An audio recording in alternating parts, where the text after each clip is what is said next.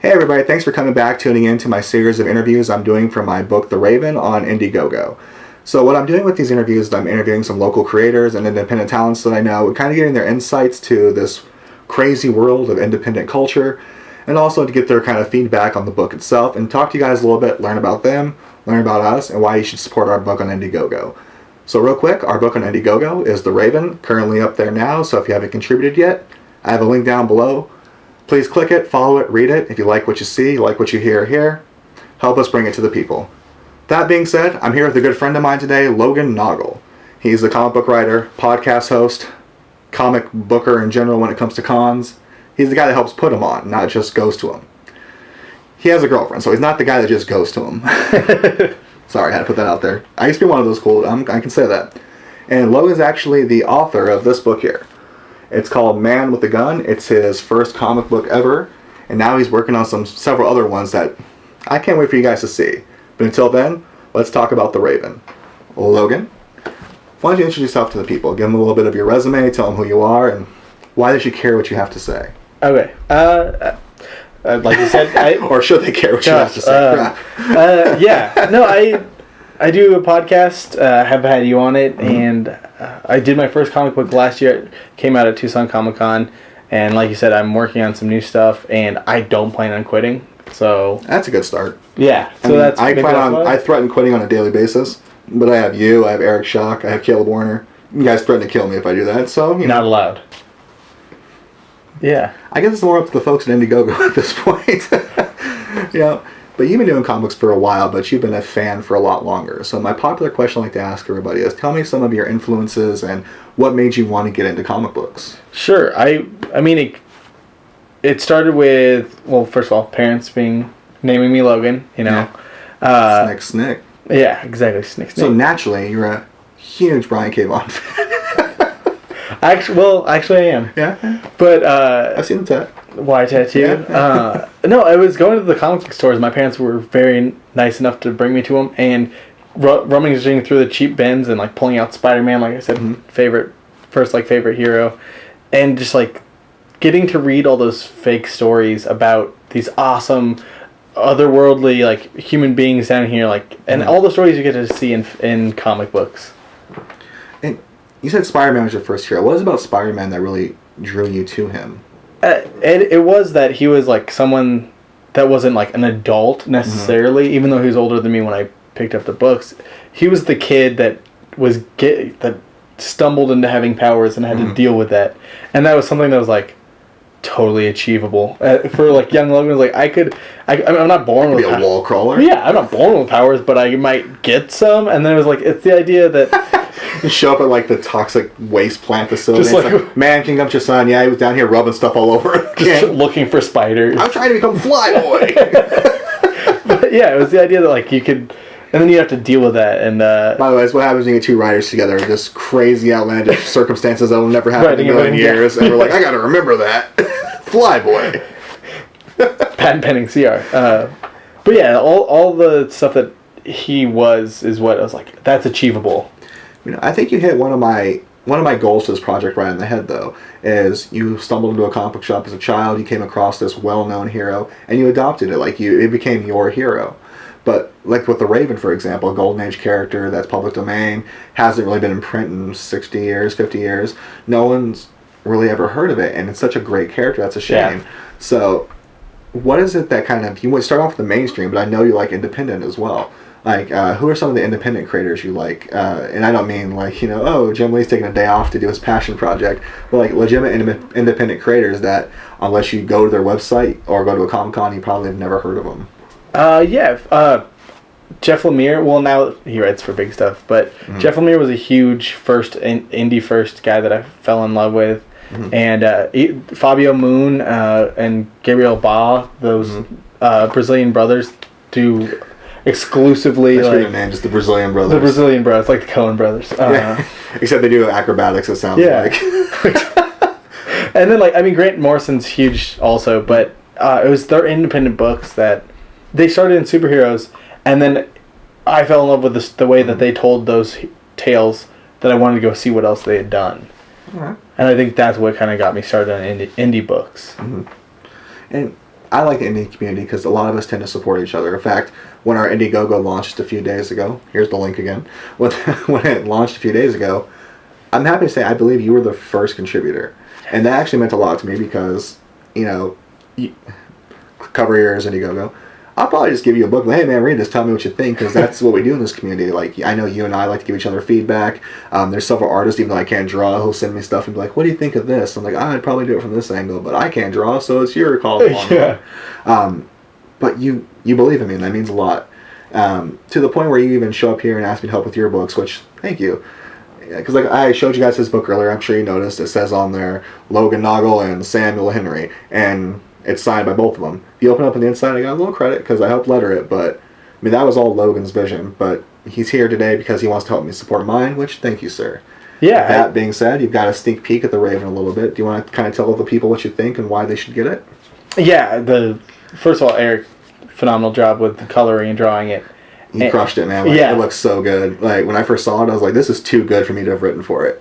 Yeah, but I mean, I've read your stuff, and I was so glad to have you help me out. And that's another thing about indie creators is there's kind of a community built into that, like helping each other out and working with each other. So I feel honored that you're doing this, and you've helped me out before, and you just spent some time before recording this helping me out some more. Oh, I didn't do a whole lot. I just edited the book, did a cover for you about.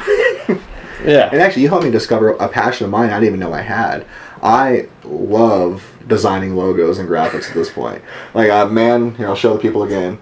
Man with a gun. Like, I was just playing with stuff one night, and I was like, hey, would you mind if I took a crack at doing your, like, logo and maybe, like, your catchphrase for it, that one-liner that makes people go, oh, yeah, that Man with a Gun book by Logan and Sam.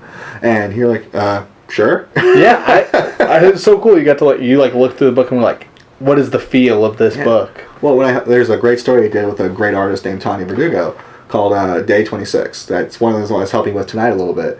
When he asked me to help you do like a cover for it, I was like, I felt like such a dorky artist, like Tim Burton pre-Batman, where I was like, let me look at it and see what font inspires me. I probably spent a solid, half an hour just going through stuff, changing around, and I was like, here, let me try this, tell me what you think. He went, okay, that's good, yeah. It's cool working with you, and the Raven, it looks great, and from what I've seen, I'm very excited that I gave you my money. Oh, thank you. We're very excited. You've earned it for sure. Because I know with you, like, Man with a Gun, it's not like you had someone beating down your door and saying, here's a paycheck for that, Logan. It's a story you had to tell. Which I know that's how Eric and I definitely feel about the Raven, because he and I have been wanting to work together for so long, never really quite found that project.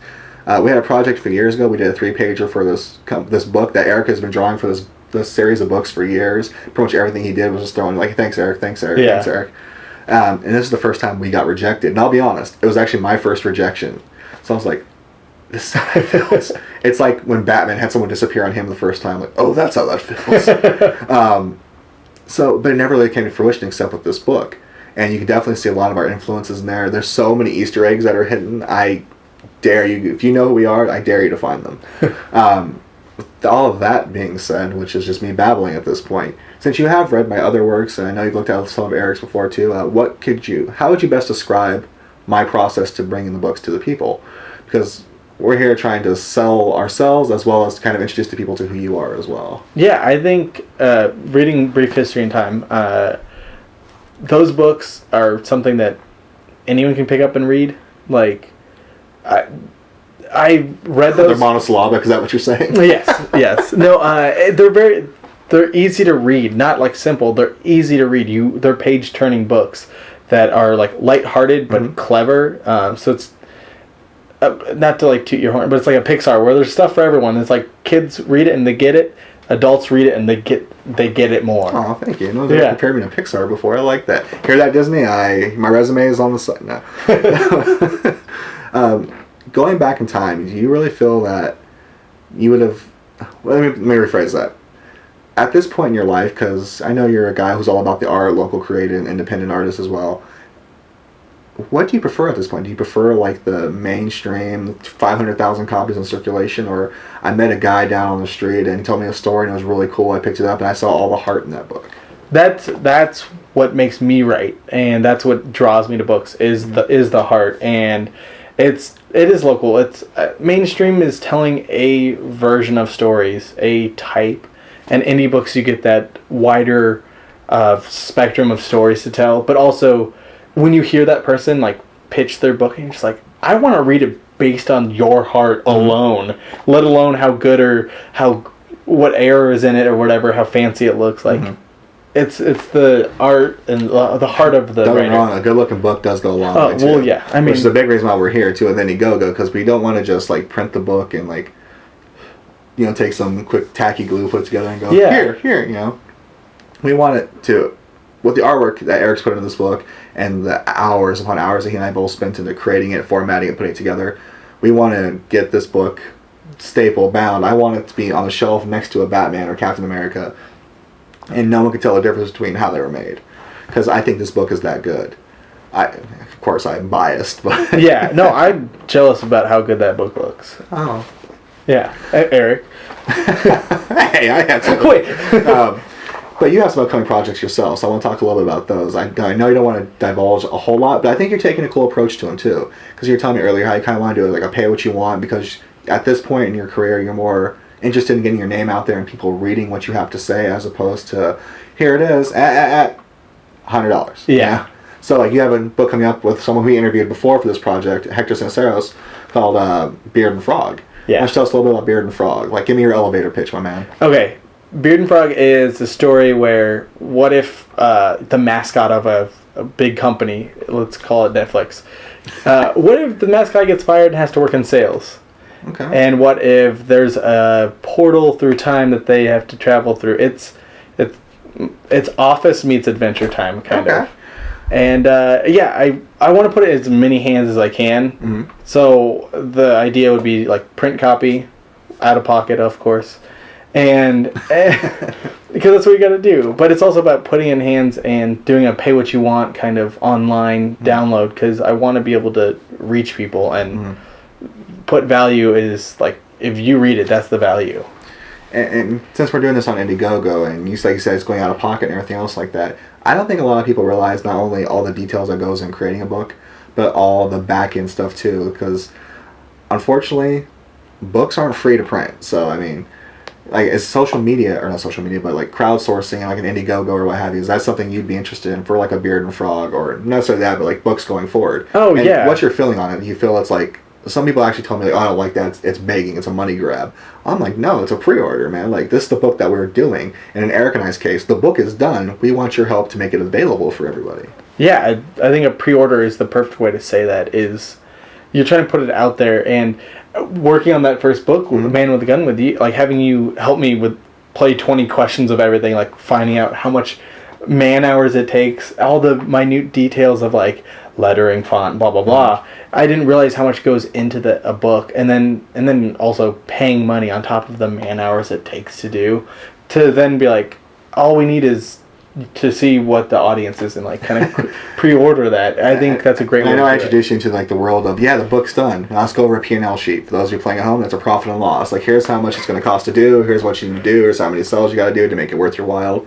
I'll be honest, I kind of ignore that last part, because with your independent book like this that you're printing out of pocket, you're probably not going to make your money back. Let's be honest. Yeah. But I liked it because I went through all the bumps, because I didn't have a whole lot of people guiding my way. In fact, if I had to actually like throw it out there, there's Eric Schock, who I'm working with on this book, and Jeff Pena, and Ben Glendenning up in Phoenix. Like, they've always were there to answer a quick question for me or two. Ben more recently, but like Jeff and Eric, every time I had a question on creating or what should I do, those two were always awesome about helping me, and I appreciate it. And now it's kind of cool. I kind of feel like they're peers. And once upon a time, it was like I'd go and just throw money at them to buy the stuff they were creating. Yeah. But like so Artist Express, that's the company we use to make our books. If you haven't seen their products yet, please go look. They make some of the best books out there. That's why we doing this, because we want to use them to create our books. But I went through like the growing pains with like that and everything else. So when it came time for your book, I was like, I got the guy to print it for you. And I'm so glad you did. I mean, Artist Express really helped us out. Like, you gave me Anthony's name, and he was so willing to like work with us, like on my book, and help me. Like, I was like, I don't know if it's formatted right, and like just helping me through that process, and kind of like reading a story that has heart and working with people that have heart, and that want to put quality and give you the best result as you want to have. You know, and that's something I'm very proud about with this project and making these interviews and these videos.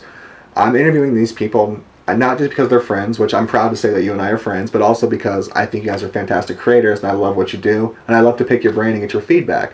But more importantly, I want to introduce the world to the Raven that Eric and I created for the people, but I want the people to be introduced to the world that I've created for myself in this community, which includes a Logan Naugle, which includes a Hector Siniceros, which includes a Frank Powers. Full discretion, Frank and I we've had one conversation prior to the interview, and he and I have probably talked almost every day since then via messaging, like, hey, how's this going? Hey, what's going on? Hey, man. In fact, he got mad at me that our perks weren't more money, because he's like, I want to give you more money because I love this project. So I actually created one. I don't know if you've seen it yet, folks. There's one left in there. It's called the Frankly Awesome package. So, because I was nervous about asking for $40 for a package. He's like, no, more money. But I love the opportunity to bring this book to the people, but also bring you guys to the people as well. So Logan, thank you so much for being here, man. Hit them with your handles. Let them know who you are, where they can follow you, where they can get a man with a gun, where they can be able to get Beard and Frog. Because I know my man just started a new partnership because he used to be at thepaperrobots.com. Now it's all actually at geeksrising.com. That's geeks with an S, rising.com. As opposed to a Q? Well, yeah. As opposed to Geek Rising. Okay, got you. And that sounds dirtier. It does. So you can follow me at that Logan on the internets, or through geeksrising.com, or the Paper Robots. Yeah. Probably going to find it either way. And, you know, there's a lot of podcasts I subscribe to. When I say a lot, there's like 5. I love Hollywood Babylon with Kevin Smith and Ralph Garman. You know, I love The Nerdist, like most people. Yeah. Yeah, I mean, again, it goes without saying. I love Fat Man on Batman. I'm a big Kevin Smith guy, if you haven't noticed. Smodcast in general. Tell him Steve Dave. And also, Paper Robots. You can always find that on my playlist as well. I love hearing Logan, because what we're doing here, I'll admit it, I'm totally ripping off Logan. He interviews creative people all the time, and I'm like, that's a good idea. I'm going to steal that, because great ideas begat great ideas. In other words, I stole the idea from Logan. Well, thank you. No problem. And thank you guys for tuning in once again for one of our interviews. If you haven't done so yet, please go check out the Raven, the Golden Age Raven there on IndieGoGo. Check out our books. I'm probably going to upload some pages here pretty soon so you can kind of see what the book's going to look like, the overall feel and tone. If you haven't donated yet, please do so. But more importantly, please share it. So far, we haven't had a whole lot of shares, but we have a lot of people looking at our stuff. So if you can share it, because maybe it's not your cup of tea, but it could be Uncle Bob down the road's cup of tea. So have him check it out. Until then, you can follow me. I'm at ThomasKeith51 on Twitter. I'm at TLKeith51 on Instagram. And on Facebook, check out Silly Monkey. And don't forget to follow Eric as well. He's It's a Robo thing on Instagram. You can check him out at evilrobo.com and evilrobo on Facebook. Until next time, guys, thank you for tuning in, and have a great time. Go create.